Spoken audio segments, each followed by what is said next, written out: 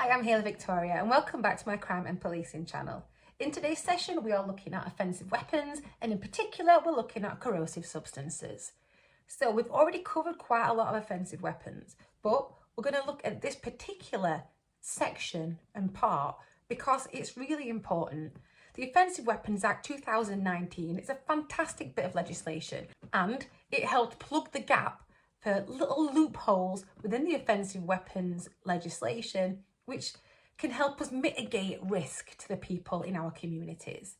There has been a spate, like a surgence of criminality involving what the media calls acid attacks, and that's where people have been injured by the use of corrosive substances, either thrown on their faces, on their bodies, which has resulted in severe injury and even in death for some people. So corrosive substances are horrendous, and when you get them on your skin, you're in trouble because it's already on there, it's burning. And because of the severity of it, obviously we needed to ensure that it was properly covered in law. So what is a corrosive substance then? Because I'm saying this like everyone knows what they are. Well, a corrosive substance is a substance capable of burning skin, human skin, by corrosion. So it's burning it away, it's kind of melting it away, so to speak.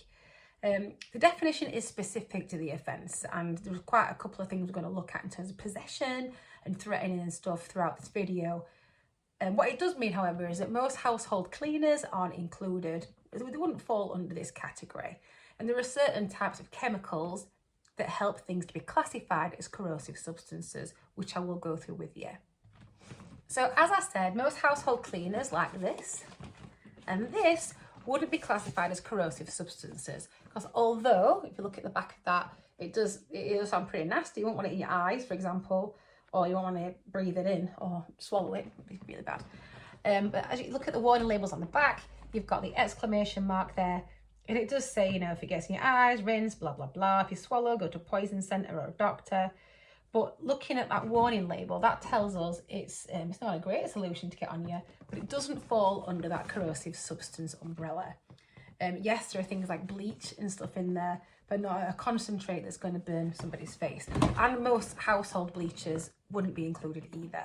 However, there are substances you can buy legitimately that would fall under these categories. There would be things like drain unblockers, paint strippers, patio cleaners, and these. Dun, dun, dun.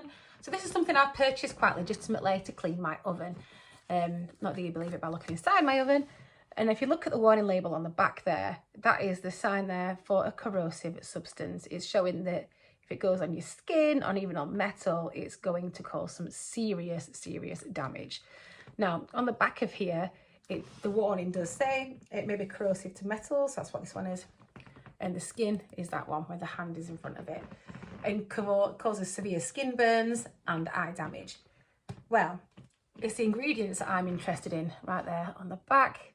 And like I said, I purchased this quite legitimately from Asda, so it's not as if I went to a special shop or anything. I thought, crikey, my oven looks grim. I better get some oven cleaner for it. Okay, so the ingredient that I mentioned here is sodium hydroxide, and that is one of the ingredients which falls under these corrosive chemicals which are included on the government website. So there is a concentration limit, and there is the name of the substance, and I'm going to read these from a table provided by gov.uk. So there's like a registry and everything. It's super important, and they are taking it mega seriously. And like I said, some of these ingredients you're going to find in things you might buy legitimately, but it's also about how you use things. I'm going to use this to clean my oven. I'd only go from Asda to my house with this. I wouldn't be on the bus into town with this in my pocket on a night out, nor would I spray it on anyone's face. So I would only use this to clean my oven. It tells me what to do on there with it, look, oven and grill, nothing else. So some of the other chemicals in there then: ammonium hydroxide, formic acid, hydraulic acid, hydrofluoric acid, nitric acid, phosphoric acid, sodium hydroxide, oven cleaner, sodium hypochlorite, and sulfuric acid. Now you might think I'm just reading out a shopping list from your chemistry teacher back in, if you're me, 2001. But yes, lawfully, your chemistry teacher can have those because doing it in an educational purpose and it's for science. They are not walking around town with it, wanging it around everywhere. So yeah, that's what a corrosive substance is. Corrosive products and substances are. And these all form part 1 of the Offensive Weapons Act 2019. Attacks with corrosive substances aren't new. It's been happening for a long time, but they are increasing in frequency, and the severity of them is so bad that they needed to put something in law to mitigate these risks, like I mentioned. And also by putting these things in law, it helps people like trading standards, put limitations on who's able to buy these kind of products. So to be able to buy something like this, you must be over the age of 18. I mean, I can't imagine anybody, age 5 or whatever, want to clean an oven anyway. Yeah, so if you're under 18, unfortunately, you're not allowed to buy these high-strength drain-on blockers and patio cleaners. Sorry. And part 1 really does help strengthen that.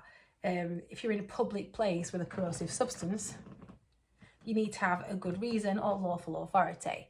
If I'm going from Asda to my house and this is in my shopping bag, yeah, that's a good reason. I'm like, well, I'm going to go clean my oven. If, however, like I said, I'm on a night out in town or something and I've got this in my handbag, so I'm like, what are you doing with that? And, I would really try and convince somebody I'm not in possession of a corrosive substance in a public place unlawfully. And it's not looking good, is it?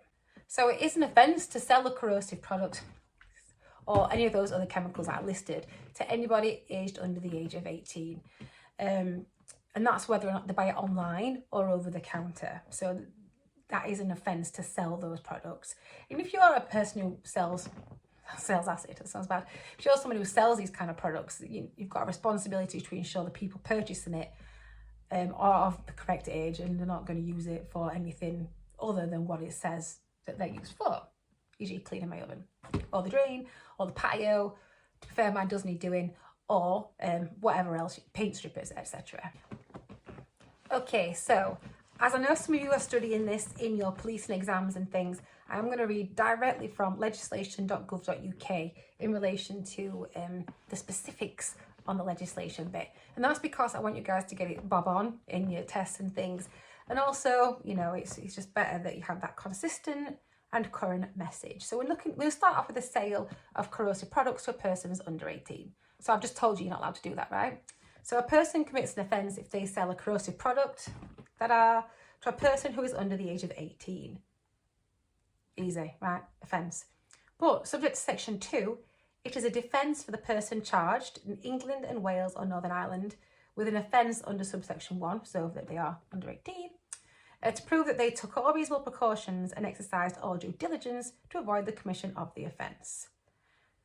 So it's a defence for a person, so the accused, charged in Scotland with an offence under subsection 1 to show that the accused believed the person who was buying the thing was over 18, and either the accused had taken reasonable steps to establish the purchaser's age, or no reasonable person could have suspected from the purchaser's appearance that the purchaser was under the age of 18. So for the purpose of subsection 3, which is the one I've just read, the accusers were treated as having taken reasonable steps to establish their age. So we're talking about asking someone for ID and stuff like that. And in fact, it does say the accused was shown any of the documents mentioned in subsection 5, which is a passport, European Union photo card, driving licence, or other such document, such as Scottish ministers may prescribe by order. And that document would have convinced a reasonable person, so it wasn't an obvious knockoff. So the accusers be taken to have shown a matter mentioned in that they've asked for ID, etc. And raise an issue with respect to it, and that the contrary is not proved beyond reasonable doubt. The person is guilty of the offence, is liable on summary conviction in England and Wales to imprisonment of a term not exceeding 51 weeks, to a fine, or to both. On summary conviction in Scotland or Northern Ireland, to imprisonment for a term not exceeding 6 months, to a fine not exceeding level 5 on a standard scale, or to both. So basically, unless you can prove that you've done everything you can to establish that person's age, and reasonably by looking at them, you would think they are over 18. Like, they might have got like a big massive beard or grey hair or something, some people do look older than they actually are, where you might not have thought to ask for ID. But if you are in retail, just always ask Friday. I don't get asked Friday anymore, and it's pretty depressing. So to make section 2 actually make some sense to a human being, right? Because it's very wordy. It's all subsections, this, that, and whatever. So the defence to remote sale of corrosive products to people under 18. So a person, the seller, is charged with an offence under section 1, sale of corrosive products to persons under 18, and the seller was not in the presence of the person, the buyer, to whom the product to which the charge relates was sold at the time of the sale. Okay, that bit's easier enough, right?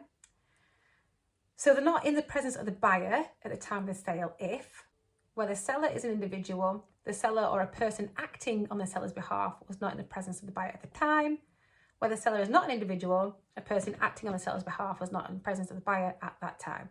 Now then, there is a whole lot of bumf, which comes later on legislation.gov.uk, and it's all about taking reasonable precautions and due diligence to avoid the commission of an offence. And we're talking about, aren't we, checking that somebody is over the age of 18 when they're buying stuff. So it's got to be like some kind of operated system. Here, look, the seller operated a system for checking that a person who bought corrosive products by the same or a similar method of purchase that used by the buyer were not under the age of 18, and that the system was like to prevent people under the age of 18 from buying corrosive products by that method. So you've got some system in there to prevent a child from buying these products. And that when the package containing the product was dispatched by the seller, it was clearly marked to indicate it had got a corrosive product in it, and that when it was delivered, it should only be opened by someone who is aged 18 or over, and that the seller took all reasonable precautions and exercised due diligence to ensure that when finally delivered, the package will be delivered into the hands of a person aged 18 or over. And if it's arranged to be delivered to a locker, you can do that as well. There you go, that's about it really. Yeah, just don't sell corrosive products to children, and also don't buy them if you're not going to clean your oven or something normal with it.